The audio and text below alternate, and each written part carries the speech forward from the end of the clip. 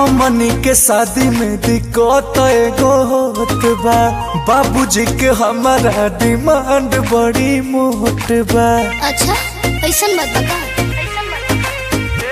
ए हो हमनी के शादी में दिक्कत एगो होत बा।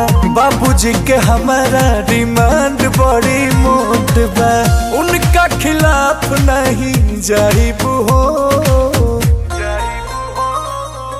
बाबा के तोहरा बाला कितना दहेज चाही, ओकरा से डबल दिया वाइब हो।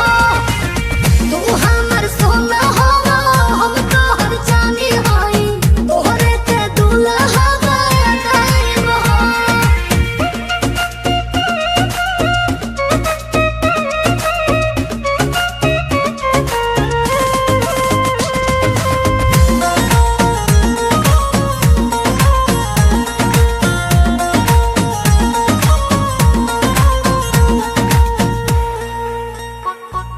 कुलो नहीं तहरा के ऐसे देहबो, वेस्टर्न के संग संग देसी देहबो।